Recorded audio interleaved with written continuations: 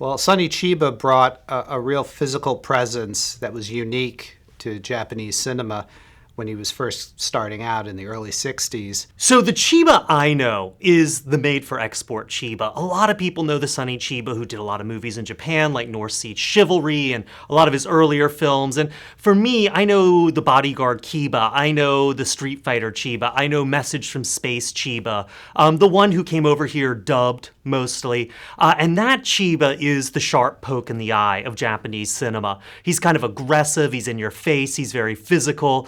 A lot of the actors who were big, especially at Toei, where they had people like Ken Takakura and Koji Tsuruda, it was a real stoicism in those actors and in the characters they played. And Sonny Chiba could do that, certainly. He could also do comedy and be very threatening, either as an anti-hero or as a villain or as a detective, a yakuza.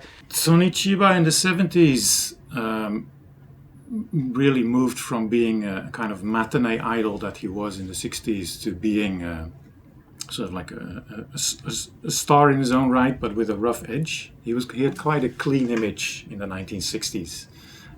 He was sort of modeled on the matinee idol type stars of the Nikatsu studios like Yujiro Ishihara and Akira Kobayashi. The role Sonny Chiba played in America was the next Bruce Lee. So everyone wanted the next Bruce Lee because Bruce Lee was dead.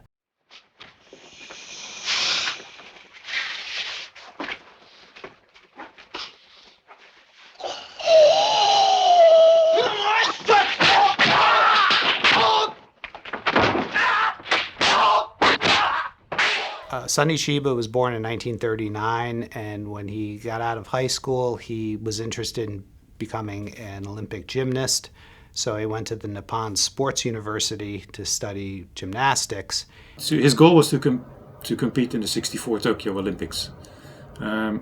In the 1952 Olympics in Helsinki, 1952 officially the end of the American occupation, the official start of a new period. The war and the post-war period is over, and the Japanese won several medals in gymnastics at the Helsinki Olympics. So that caused a sort of a boom in popularity for gymnastics, especially men's gymnastics in Japan. And Sonny Chiba was one of the people who was really influenced to become a professional athlete and to compete with the prospect of the Olympics in '64 being in Tokyo. But then during practice he was injured quite badly, and in order to get back to like a competitive level, it would take so many weeks of recovering that he would be like behind schedule on all the other athletes. So it looked like he was not ever going to, pick up the preparation for the '64 Olympics. And that's when he decided to join the movie industry. He wanted to initially get into coaching when he got out of the university, but he thought, well, you know what, maybe I should give show business a try. And Toei was doing a talent search contest, so he sent in a headshot, did an audition, whatever he needed to do, and he won that. And so they immediately put him in a TV series called Seven Color Mask. He started on the 32nd episode. He was replacing the original actor who had originated the part. His family didn't like that at all. I mean, the entertainment industry did not have a good reputation. Even now, the film industry in Japan today is still very blue collar. Not something that is looked up to as something glamorous at all. 自分が3歳とか4歳、キーハンターっていうテレビドラマやってて、その時がそのキーハンターっていうのがね、今も子供の心にながらにもすごいスタイリッシュなすごいドラマで、その時、ソニー千葉は絶対にスタントマンを使わずにすんごい高いとことかも一人で今のジャッキー・チェンみたいに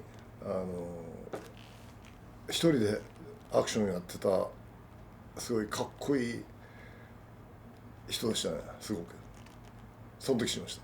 子供のもちっちゃい頃に。And again, his athletic abilities really suited him as an action player.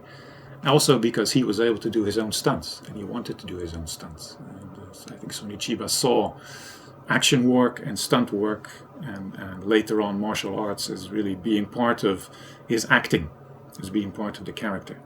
So that's one reason why he opted from the very beginning to do his own stunts, which basically nobody else, no other actor did that at the time. 千葉真一って言えばやっぱ眼光目力とやっぱり気合でしょ。やっぱ押しの強さ、演技がどうのとかいうのはよく演技がどうのっていうよりも彼が、画面の中でうわーという気合い入れる姿だけでやっぱもう他を寄せつけないようなオーラがあとありますね。あとフェロモンみたいな強烈な野獣みたいなビーストみたいなビーストがそこにいるような感じがします。Kenji Fukasaku, his first films were with Chiba in the lead role. He made in 1961. He made these 4 1-hour movies. Each of them was sort of like two in a series. One was The Wandering Detective 1 and 2, and the other was The Hepcat in the Funky Hat 1 and 2. And these were all shot basically back to back in 1961. They were the first films that Fukasaku directed, and they were essentially the first films in which Chiba was, the film star. Before that, he had been in television series mostly. Kenji Fukasaku is enormously important for Chiba, more than anyone else, I think, and more than any other director. Teru Ishii, who made The Executioner, he and Chiba made movies together, but for Ishii, his guy was Takakura Ken. I mean, they're the ones he really sort of, with the Abushiri prison movies, he really kind of discovered and created Takakura Ken's on-screen persona, and they had a real lifelong collaboration. Chiba had that with Fukasaku. Fukasaku really gave Chiba always says his first roles, but he kind of probably made 2 other movies before he made the drifting detective films with Fukasaku. And then he made the Hepcat and a Funky Hat movies with Fukasaku. And Chiba always says that Fukasaku's the guy who told him to play a part with his whole body, to play a movie or a performance like he was doing jazz, to really move with the music of the performance, and to really infuse what he was doing with the musicality. And it's something different from what other actors were doing, to sort of have a little funk, a little pep, a little more charisma. If you look at his early films, like the ones he made with Fukasaku in the early 60s, you can really see that he plays up to that clean-cut type. But in the 70s, it gets a lot more gritty and dirty. And that's when you get the creation of like the karate, the dirty karate hero that he plays in Executioner and Street Fighter, etc. Hiroshima Deathmatch, the second in the Battles Without Honor and Humanity movies, is probably Chiba at his best, where he plays a young Yakuza tough who's just sort of a snarling, nose-picking jerk. And he's great at it. And he bounces off all these Yakuza guys with kind of their constipated, uptight scheming and their sort of like sweaty worry and anxiety over who's going to chop off whose fingers or stab who. And Chiba just sort of like kicks over the table and struts through the room. And he's just kind of like a big blast of BO. He's great in it. In that film, he was basically the villain. He was this really, really nasty, ultra-violent, short-fused Yakuza character. Also sort of outlandishly dressed, etc. And so that's really the turning point, I think, where Chiba himself, as well as the audience, but also the people at Toei, started to understand, there was more to Chiba than just another variation on the 60s clean-cut hero image. I know what to do now. They've made it clear.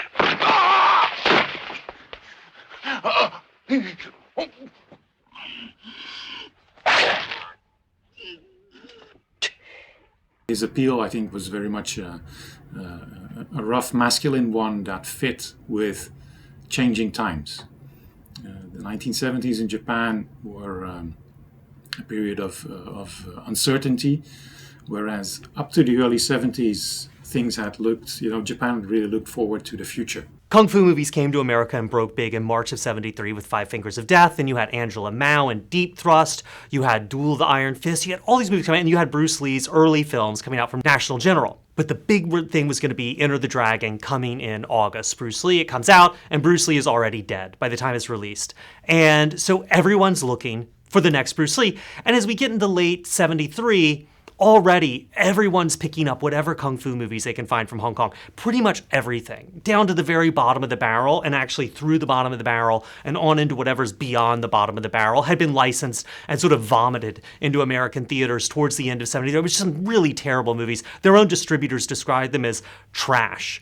But people were holding out hope there was going to be someone else like Lee with that charisma, with that ability to hold audiences. And in '74, they really thought it was either going to be Jim Kelly or it was going to be Sonny Chiba. The name Sonny Chiba was chosen by New Line Cinema, which released the Street Fighter in the US. And in order to make it look less foreign and less strange, and less Japanese, I would guess, they invented these English names for the actors as well as for the characters that they play in that film. カンフー映画っていうやっぱりブルース・リーではあるんだけど、もちろんブルース・リー大好きだけど、もう一つの流れとしてソニー・千葉がいて、ソニー・千葉はちょっとブルース・リーのような完璧なヒーローじゃなくて、ソニー・千葉はちょっと悪役っぽい、ちょっと悪いところもあったりとかして、そのところのダーティーな部分が面白くて。When the karate movies became popular in the early 70s, he got a whole new fan base with the martial arts fans. Five Fingers of Death, and I said, I have to see this film. But I was probably around 8 or 9. So we went to see it, and he put his fingers over my eyes for the whole thing. I said, I can see through your fingers. And that was, I didn't think it was that, as a kid, I didn't think it was too violent. But it was, because I thought it was a little bit of a joke, too.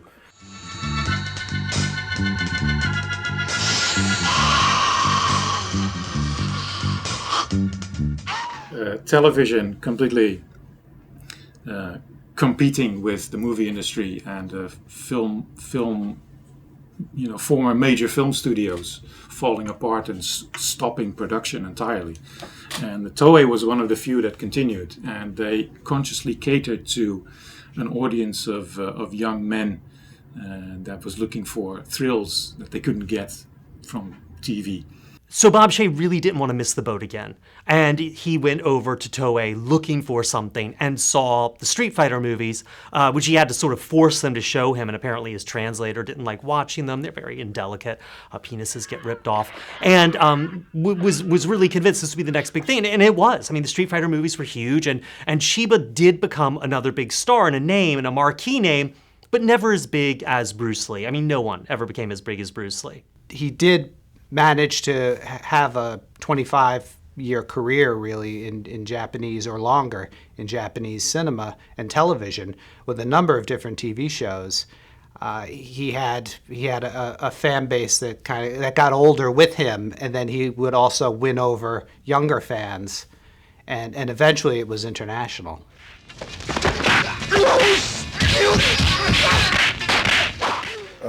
自分たちのギター部の音楽時代は結構正統派ではないので、ソニー・千葉という、ブルース・リーが正統派だとすると、ソニー・千葉はそれもちょっと違うところにいるので、そんなイメージで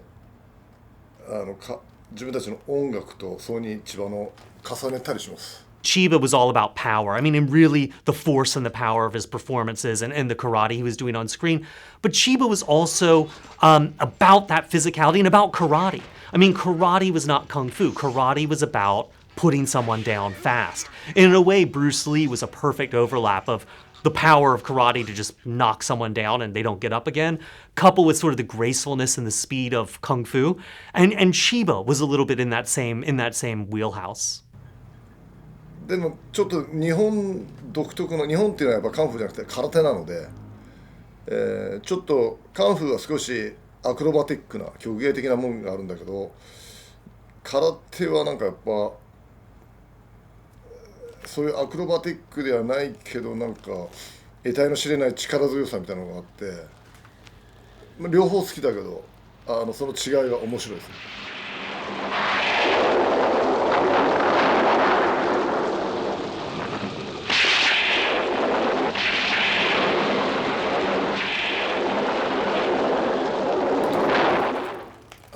ソニー千葉がこう極真かなんか知らない、あの人は極真での4段か5段ぐらいなので、もうという気合のかけ方が面白くて、よく子供同士でというのもブルース・リーごっこと同時にソニー千葉ごっこもよくやってました。One of the reasons I feel like Chiba might have been so physical with his performances is the insecurity he felt about his acting. He wasn't a trained actor. He didn't come out of an acting school. He really had to sort of learn it himself. And I think Fukasaku early in his career telling him to play his movie roles as if they were music, as if they were jazz, I think that was maybe some of the instruction that Chiba really took to heart. Chiba found that with a lot of the actors that he had been working with, that they worked all the time making movies, but some of them would make 7 or 8 movies. If they were the lead, they would make 7 or 8 movies a year, sometimes more, especially if they were supporting actors. They didn't have a lot of time to like work out. They weren't really the most physical performers. So he wanted to do something to help them out in that respect, to become more of a physical presence on screen, especially as the martial arts movies came in.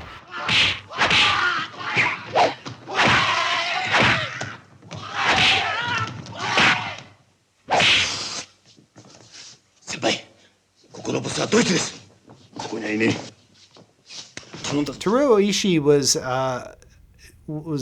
a director. He was an independent director, so he jumped around from studio to studio. Really a taskmaster in the old-fashioned sense, a real artisan, but with a unique sense of inspired lunacy. It's often described as being very campy, and I guess you could call it that. But it was quite a unique sort of brand of craziness that Ishii brought. And Ishii has worked in so many different genres, had already worked in so many different genres up until the point that he started directing Chiba in The Executioner. The Executioner was more of like an espionage kind of thing. They were trying to kill some drug dealer or something. Actually, that was heavy topic back then. Because the other kung fu films were always about, or karate films were always about fighting in someone's school. We have to fight this school and that school and the master and the teacher. And so it was a little bit different. I think it would have done, I think it didn't do as well as the Street Fighter because it was a different plot.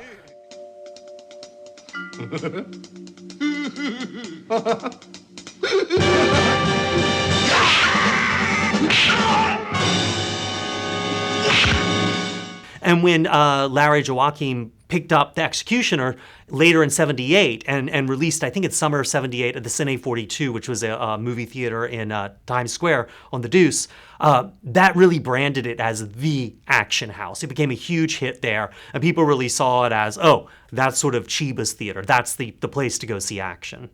My involvement with The Executioner was that I had helped edit the trailers to the movies The Assassin and The Executioner with Sonny Chiba, the English versions. And so I would say it came out in 74, I believe. So then I was, about 14. And that was after Black Samurai with Jim Kelly that my parents had just produced and come out with. So we ended up, my father had in the basement we had the films, and I looked at we seen the film, and I decided, and so I had I knew how to edit because we had all this editing equipment. So I helped edit it, put together something, and then I wrote a lot of the dialogue for the trailers.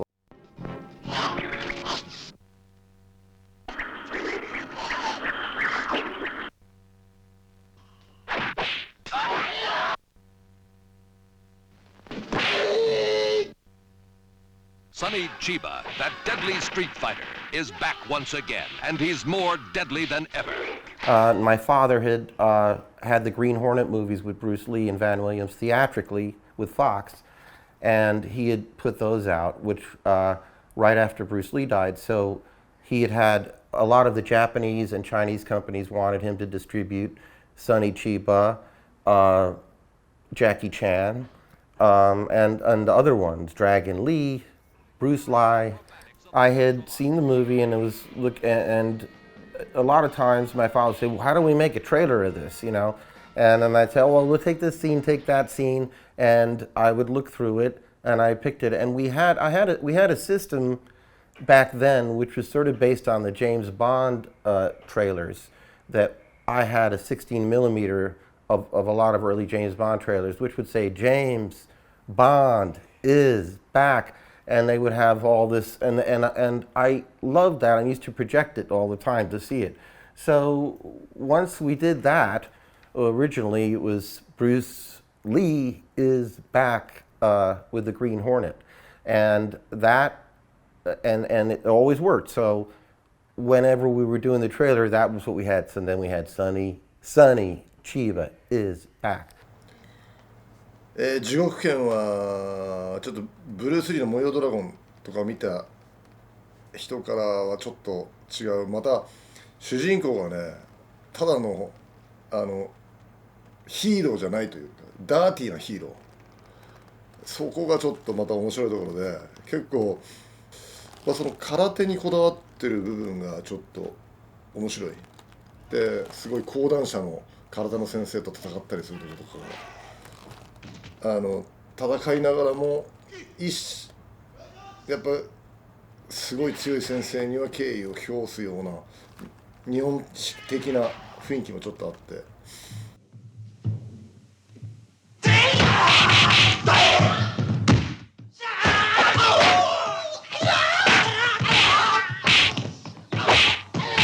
The success of The Executioner was accidental, really, because Teruo Ishii did not want to do a karate movie, so he made it as as vulgar as he could make it, as goofy, and then was dismayed when it turned out to be a big hit and they wanted him to do a second one, which is even crazier, and I think it was probably more successful even than the first one.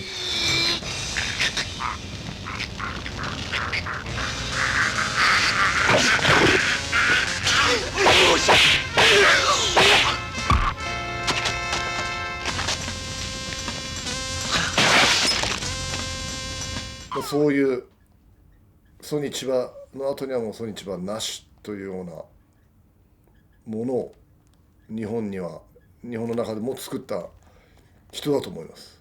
あとジャパンアクションクラブという、そういうスタントマンを日本のスタントマンのレベルアップさせるための功績がかなりすごいでかいんじゃないかと。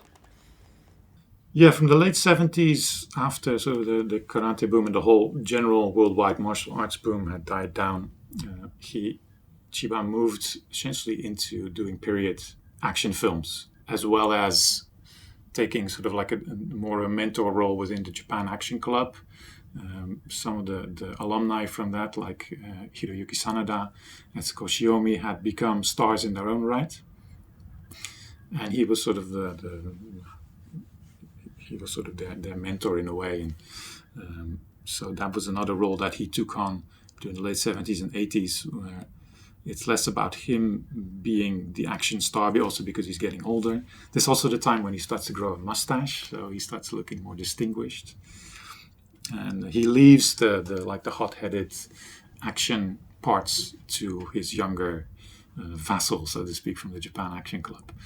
And he starts to play more distinguished characters, and of course Jubei Yagyu becomes the emblematic figure of that part of his career, where he played the character in several films. Towards the end of his life, Chiba did something he never did at the height of his action movie fame in Japan, which is he went to Hong Kong. He went over there for a movie called The Storm Riders, playing Lord Conqueror. And he arrived in Hong Kong at a moment when the industry was over. I think it was like 98. And Hong Kong at that point, the film industry was dead. It had gone from making 300 some odd movies a year to around 50. There was no money. No one was going to see films. People were shooting movies on SVHS and High 8 video and releasing them in video theaters. It was terrible. And a guy named Andrew Lau had this idea to shoot an epic, special effects heavy, digital manga adaptation called The Storm Riders. And it was like, Hong Kong hadn't done this before, and it was doing it when it shouldn't be doing it. It would be as if, at the height of the Depression, James Cameron went back in time and said, let's make Titanic. Like, it was nonsense. And Chiba got cast as Lord Conqueror, who's the big bad guy. And the movie was a huge hit. It saved the Hong Kong box office. Chiba became enormously popular in Hong Kong. He got a Hong Kong Film Award nomination for his performance, and he's fantastic.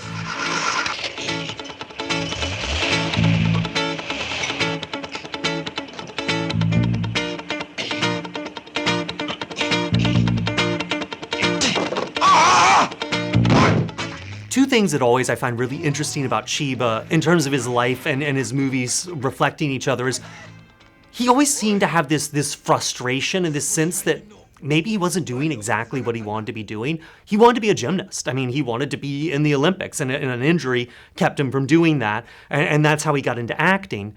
And then as an actor, he always seemed to feel a little bit of insecurity about the fact that he was considered this action guy rather than an actor playing a part. And he would often go out of his way in interviews to talk about how he was an actor and really that he was giving performances. And so it's always interesting to me that Chiba, who seems so raw and unfiltered and unadulterated in his movies and his on-screen roles, was actually a guy who felt, I wouldn't say defensive, but almost a little bit like that wasn't him. He wanted people to know this is a performance, this is acting.